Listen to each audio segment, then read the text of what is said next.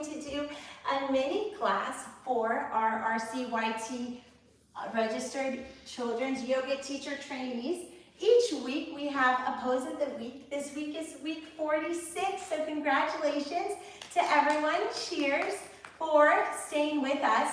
If you are just joining today and new to ShareLove.Fund and not currently on degree track, you can enroll at ShareLove.Fund/train. You can view all 6 of our courses and click the RCYT degree course and enroll so that you too can get the benefits of our incredible network that graduates get, whether you are a mom or a caregiver earning your children's yoga teaching degree to have fun with kiddos, or whether you are like many of our graduates who have used their degrees to launch their own businesses and have grown to serve schools, high schools, Zoom networks all over the world.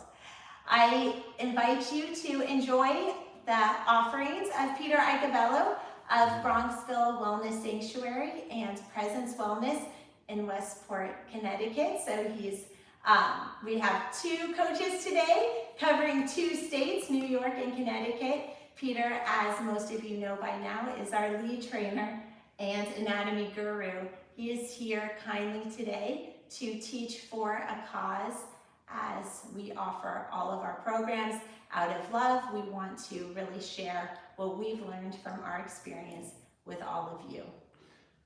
Thank you so much for that introduction, Ashley. And as you sip your coffee to get yourself some energy, today we'll be working with bridge pose.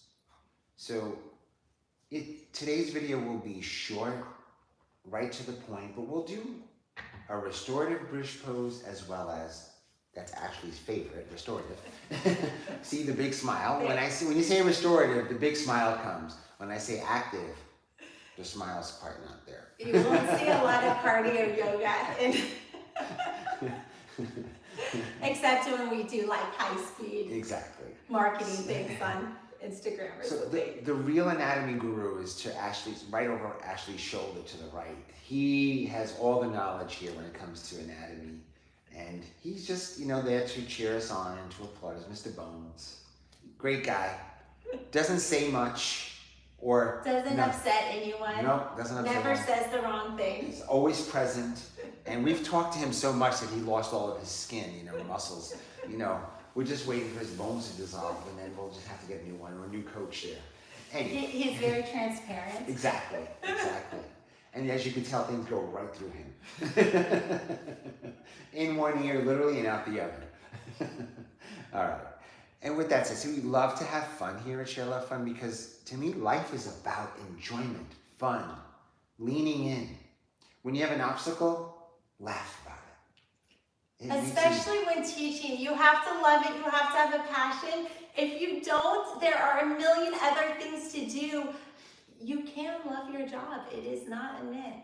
Exactly. And at ShareLove.Fund, we can inspire you to find out ways to do that. Yes. And wherever you are in life, whatever job you're doing, whatever sacrifices you're making, know that they are all an investment to get you to where you want to be, if you're not there already. So, if you're cleaning toilets for a living, making beds, driving an Uber, or you're a homemaker and you want to do something, here's the time to unveil yourself, step into wherever you are, and use this platform as a guide. And then maybe you go into this platform as a guide and you're like, you know what? I don't really want to teach yoga, but I want to do this for myself. You can take that investment into yourself and know that yoga is not all about just teaching poses. You can become a coach. You can become a breathwork instructor, meditation instructor. You could teach children. You could teach pregnant women. You can teach elderly people. In our 300-hour program that we'll be unveiling later this year, or maybe early next year. It's already out. Well, it's already out, that's right, I forgot. And the 500. The 500 hours. So, do it all. We're going to be offering an arm maybe, just here and there, just yoga for seniors and chair yoga There's so many things you can do, or you can research that on your own. There's just so much. And here are the basics to be able to help you launch that, if that's what you want. From here, I'm going to ask you, Ashley, to close your eyes or have a soft gaze as we begin to lean into meditation.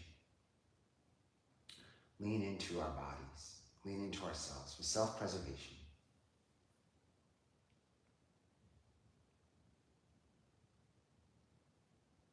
And as we begin to cultivate awareness and presence around where we are in this moment, in this time, in this space, begin to quiet the mind by taking an internal scan of the body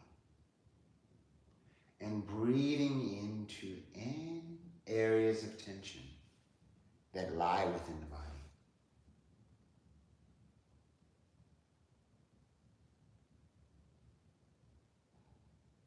Softening the space between the eyebrows by relaxing and softening the eyelids.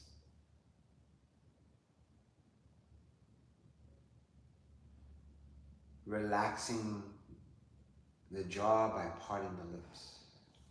We hold so much tension from our forehead into the jaw. Take this opportunity to just allow that to melt as we soften. Sometimes our face hurts from tension or laughter, or all the above.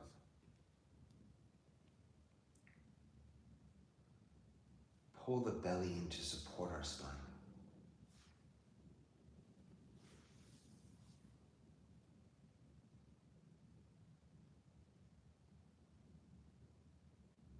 And begin to notice your breath.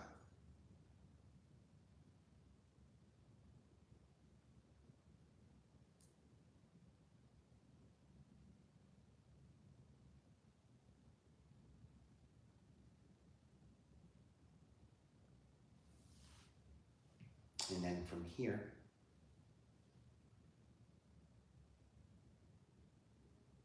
begin to just notice what it's like to sit here in the presence of yourself, with yourself, by yourself. And just to be with all those gifts. The gift of being human, to have free will.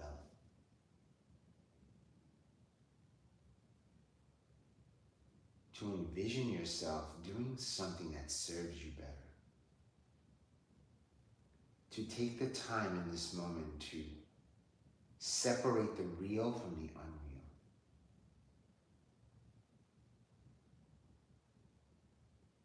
To begin the practice of detachment.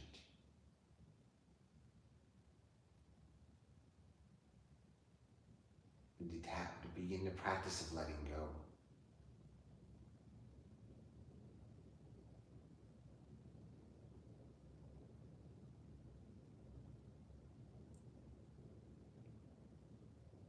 And breathing with all that is.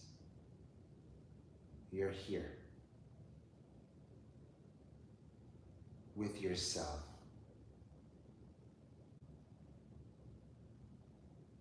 Working on ourselves is not selfish. It is mandatory. So many books about self-care and self-preservation begins with you making the time, not taking it, making the time. It's just a play on words, taking time, making time. It's just a play on words. Instead of spending 15 minutes scrolling Instagram mindlessly, spend those 15 minutes for self-preservation, self-growth, quietness, practice. It could be sitting with yourself in meditation. It could be breath work. It could be 15 minutes of weightlifting. It could be 15 minutes of stretching, 15 minutes of yoga postures. Or talking to that friend.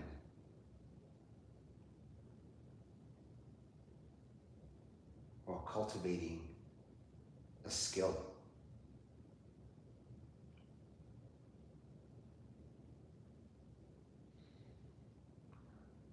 Actually begin to move yourself onto your back. And when you arrive on your back, hug your knees in towards your chest.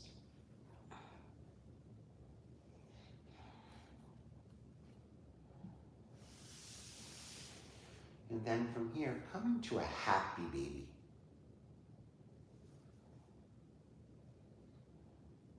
Let's bring awareness to our sacrum by pressing your sacrum down.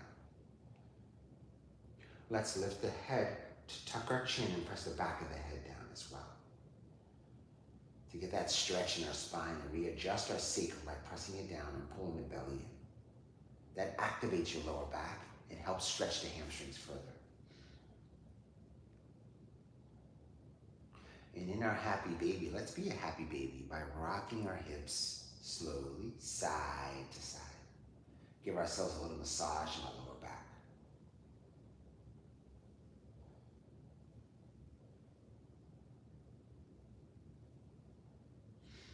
And as we come to stillness, let's allow one leg, our right leg, to extend onto the mat. Coming into a half happy baby. Okay. Take our right hand, press our right thigh down, and our left hand pulls that knee away from the armpit, towards the armpit. Yeah, get a half happy baby going. And then take our left foot, place it on top of the right thigh. Take our right hand and then begin to pull that left thigh across the body. Left arm comes out to the side, look over your left shoulder. I just want to share a quote and a thought for all of those teacher trainees who are thinking, well, I can't really teach now because I'm not good enough, or I can't really teach now because I don't know enough. And I once saw this quote and it said, you don't need to be perfect. Let the way that you deal with your imperfection inspire others. So here I just had difficulty with my right and left, but you know what? I'm not going to wait to launch my company until I master right and left. I'm not going to wait to launch it till I have like a little more this, a bigger studio, or that. I'm just gonna do it when I'm ready to do it, which we did out of a dire need for folks who needed a platform to build their own businesses from during COVID. So we launched in 2020, not because we were ready and not because we were, everything was perfect, but because it was needed. And I think for every mistake I make live on YouTube, let my students feel like, wow, I could do better than her. And that has empowered our students to have more successful YouTube channels than us, more successful blogs. One student just emailed me yesterday saying that she has 1,000 engaged viewers on her blog and that she wanted to feature ShareLove.Fund because she thinks that she could really help us out. And I thought that's great that our students are surpassing us. And I think that some of our imperfections have actually given our students that confidence. So anyway, sorry to interrupt, but I just wanted to say, let every mistake we make today empower you. You can do better, you will do better, and we'd love, love, love to hear your success stories when you do. That's awesome. Oh, I always love when you share the tidbits, and I love when a student has something to say, I want them to say it. Because we all come up with these, we all have an opportunity to share something, and every little tidbit helps. Even if it's just something small or something large or whatever it is, I love it. So thank you for that. And then from here, I will ask you to come right back onto your back, bring your left knee into chest. Now extend your left leg long, and then do a half happy baby on the right side. Take the left hand, press the left thigh down. Half happy baby, get the hamstring. And then in the half happy baby, you might feel a stretch from on this side where she might feel a stretch in her right hamstring, calf, across the top of her hips into the top of the left thigh. And then from here, actually take your right thigh, place it on top of your right foot, place it on top of your left thigh as you draw your arms across the body.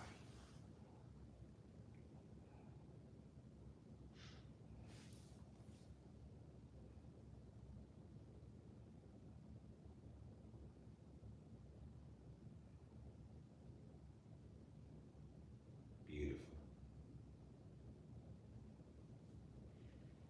And then from here, begin to roll over onto your back.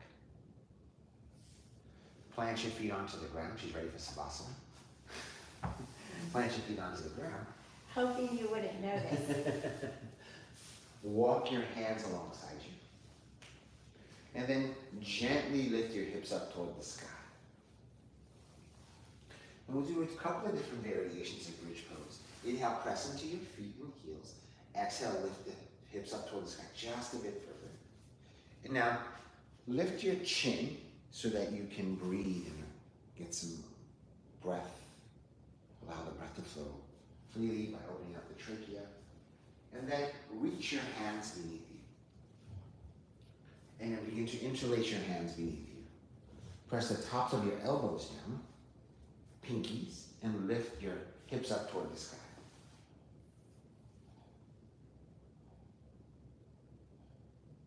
And then now from here, actually, we're going to take this a bit further for just a couple of seconds. You're going to take your hands, reach them under your lower back. Now, this is not for everyone, but I know Ashley has the flexibility to do this. So this is the full expression for Ashley for bridge pose. I love this also for the incarcerated women that we serve because it is a way to gain support without having a block. However, I really, really want to give a shout out and thank the Women's Initiatives Unit at the custodial facilities that we serve because they have allowed blocks. They have asked me though not to mention the name of their facility for security reasons of who has what, but they have blocks. But That's anyway, so awesome. on a rainy day, you can use your hands. Yes.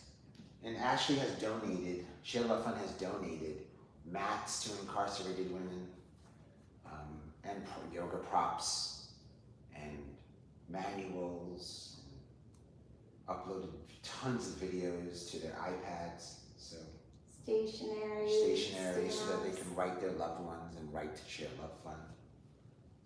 So much. It's only possible because of our monthly recurring donors, so thank you so much for that. Exactly.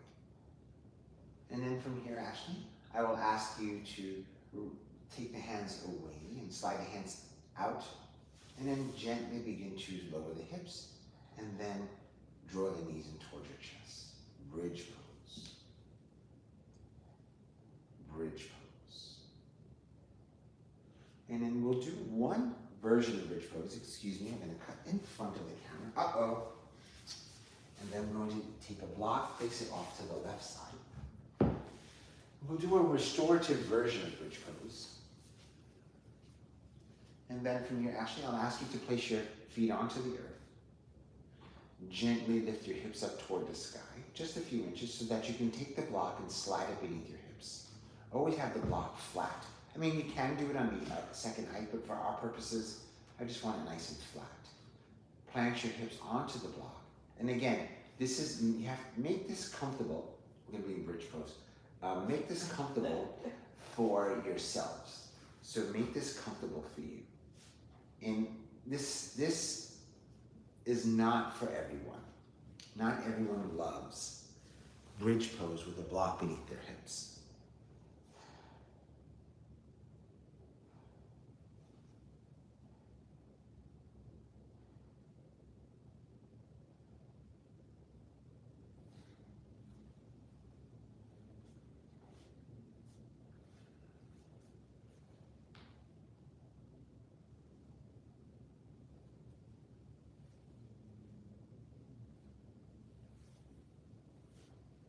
And then from here, actually, I will ask you to gently bring your knees in towards your chest. And again, you can sway your hips gently, slowly, side to side to massage your lower back.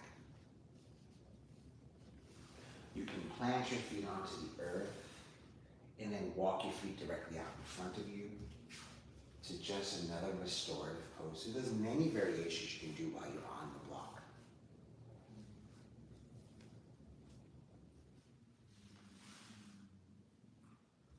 And then from here, begin to plant your feet onto the earth, remove the block from beneath you.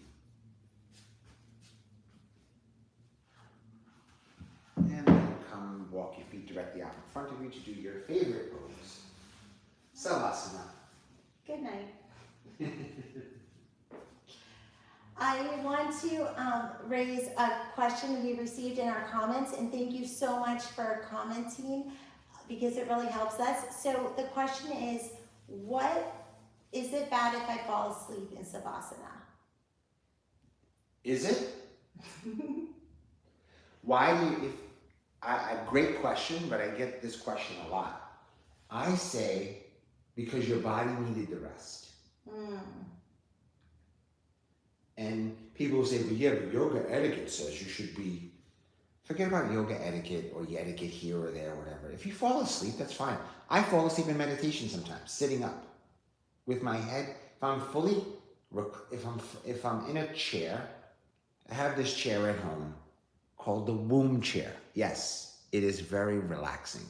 And I do my meditation sometimes in this chair, and it just holds me and supports me in some ways that I actually begin to drool for a few minutes.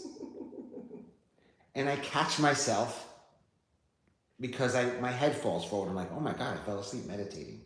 So this is what I say, wherever you are, be all there. So if you fall asleep, allow it. Don't force your body to be awake. That means your body needed that rest. And maybe you've fallen asleep for a moment. I've had people snore in Savasana. I'm guilty of that myself. So, yes, it is okay to fall asleep in Savasana. And you're not missing any experience at all. As a matter of fact, just like I say when I give a massage and the client falls asleep, that is the ultimate compliment you can give your yoga teacher or your massage therapist. To me, it's the ultimate compliment. Why? Because you trusted yourself enough to fully surrender and let go. So I hope that answers your question.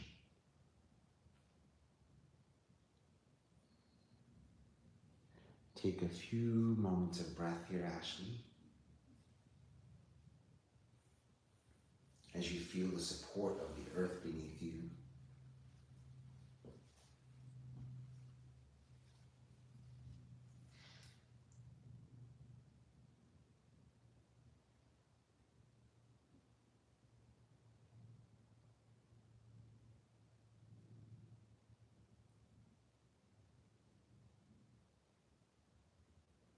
Plant your feet onto the earth. Begin to draw your knees in toward your chest. Gently rotate the hips from side to side.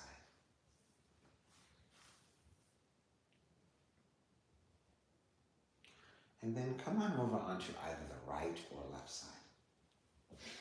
Gently pressing yourself up into a seated position. And when you land in your seat, you can have your eyes open or closed.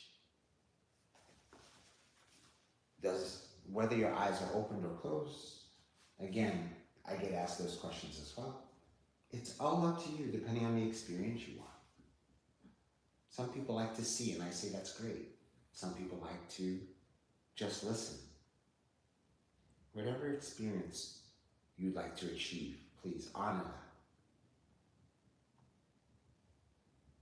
And as we draw our hands to heart center and bow our chin to chest, in honor of us taking the time to be here, present, mind, body, spirit, the light in me honors the light in you, in all of you in YouTube land. Namaste. Namaste. Thank you so much, Peter, for Thank your you. time. Thank If you. anybody wants to get more exposure, you can teach for a cause by emailing yoga@ShareLove.Fund. Have a blessed day. Have a blessed day, everyone.